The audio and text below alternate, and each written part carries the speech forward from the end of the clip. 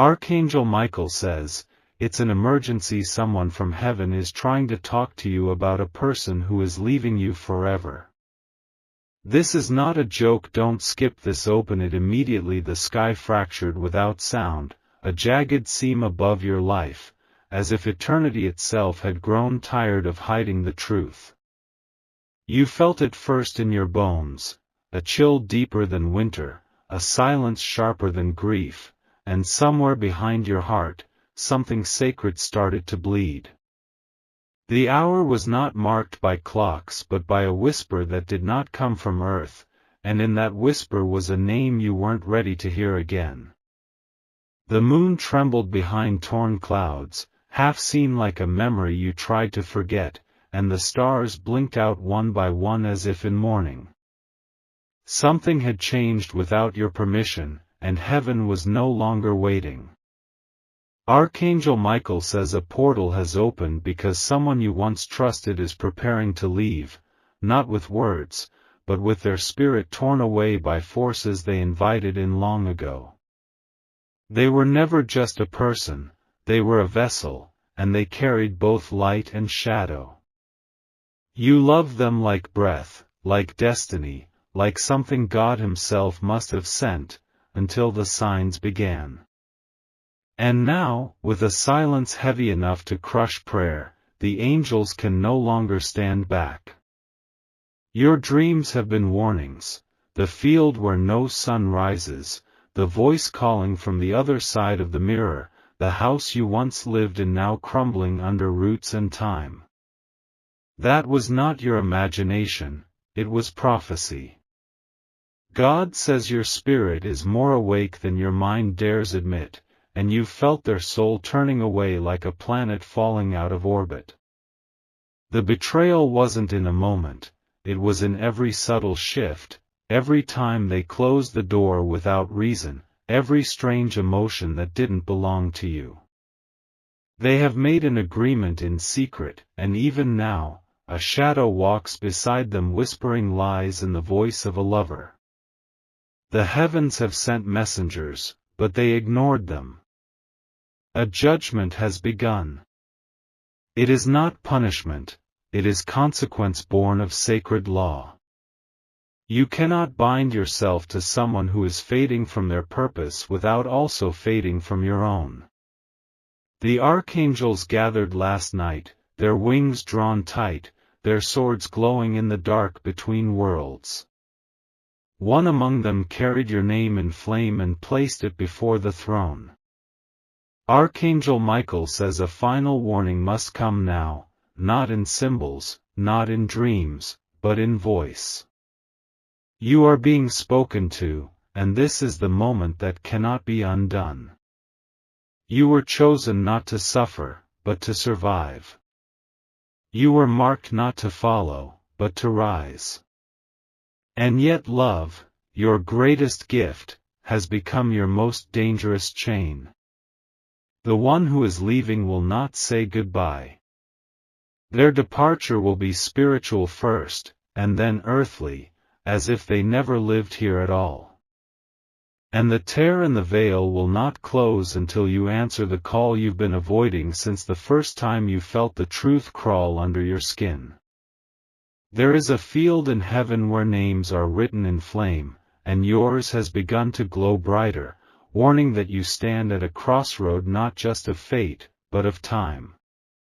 What happens now echoes into lifetimes ahead, into children unborn and battles unseen. This is not about a relationship. This is about alignment, or exile.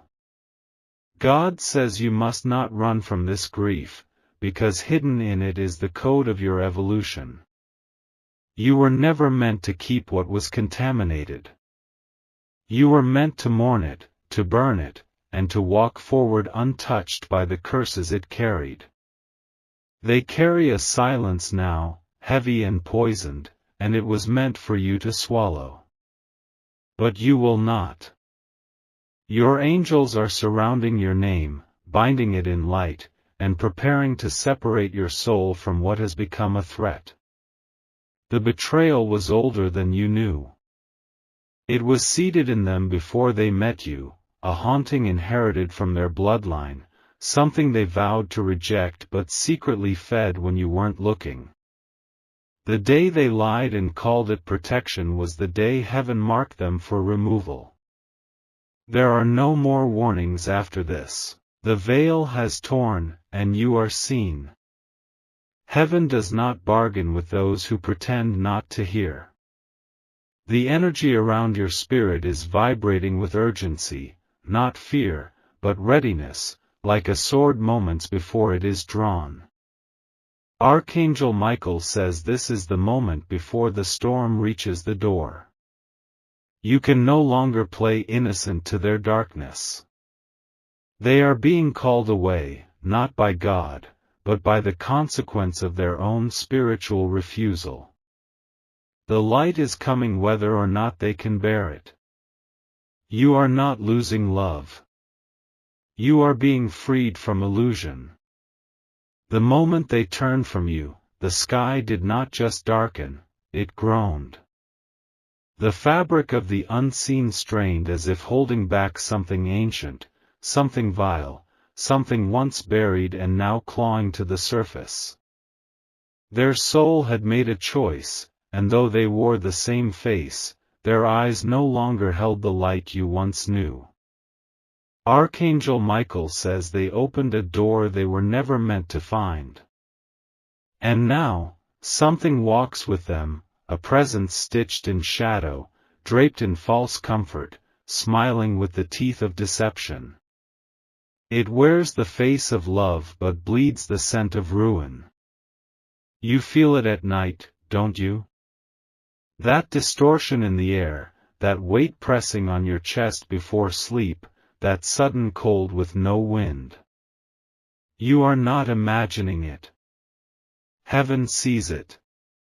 Your spirit is sounding an alarm because the one you trusted has become a carrier for something that hates your light.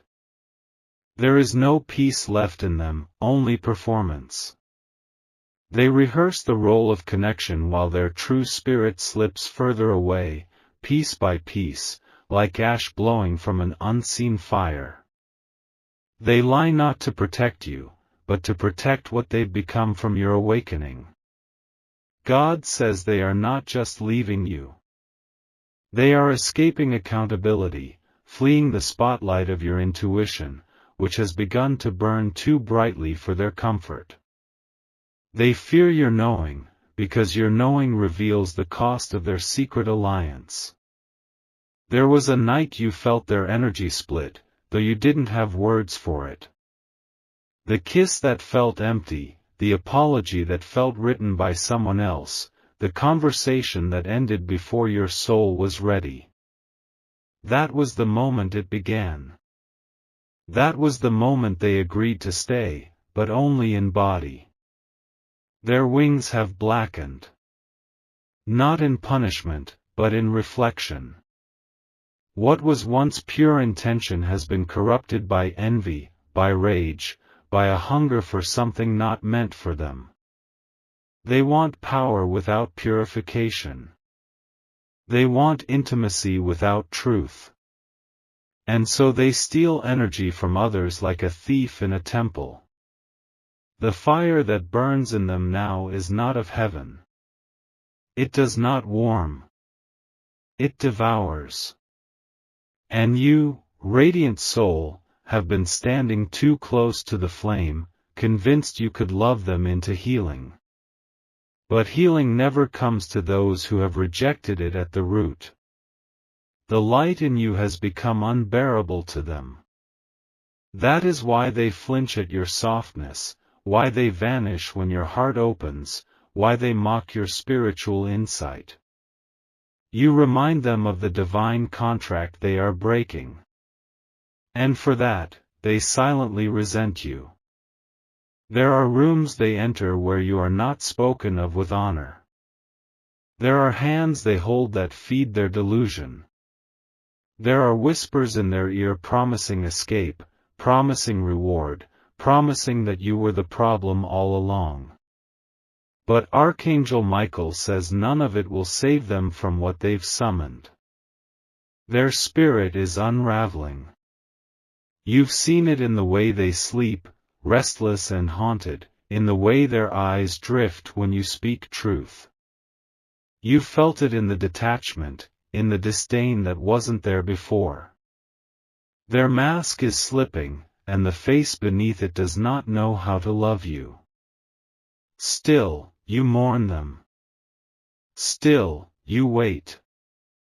Still, you ask the skies if something can be salvaged. And heaven weeps with you, but it does not negotiate with decay. The person you grieve is already gone.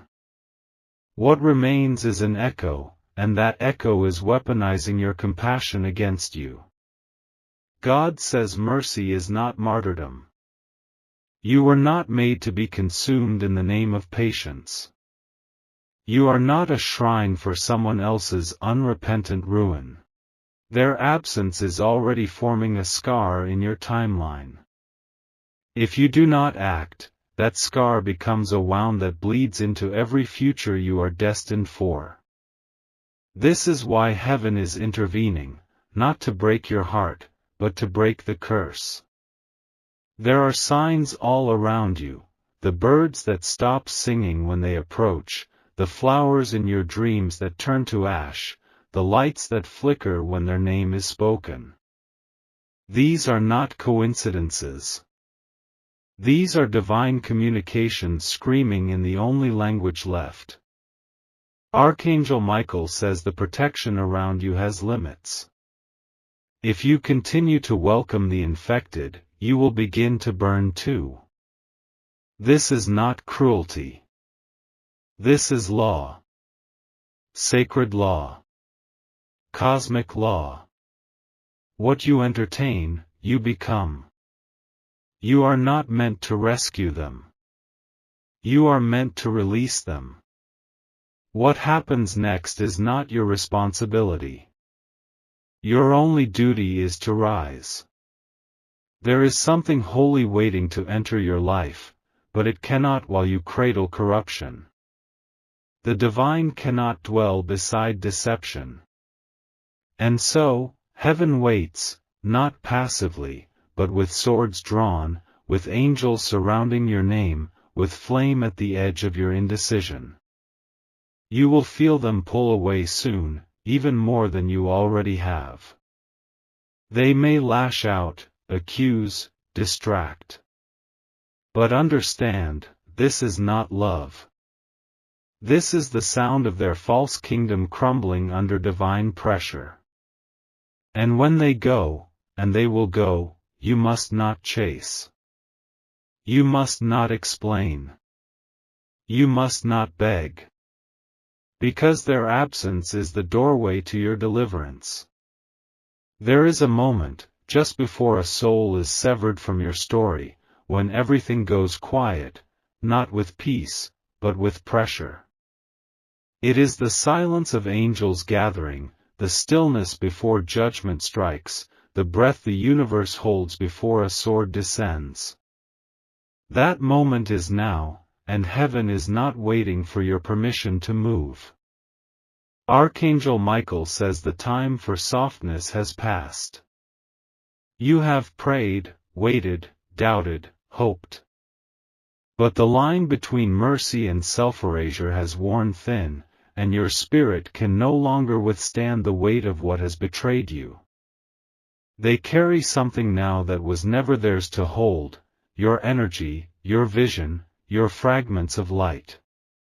Piece by piece, they took from you without offering anything holy in return. They did not just break trust, they harvested your sacred fire and fed it to their own darkness. This is not ordinary loss. This is spiritual war. You have been under siege in your sleep, invaded through memories that never belonged to you, tormented by thoughts that twist your knowing. You think you miss them, but what you miss is the version of them that only existed in your prophecy. That version died the day they chose silence over truth. God says your discernment is not cruelty. It is defense.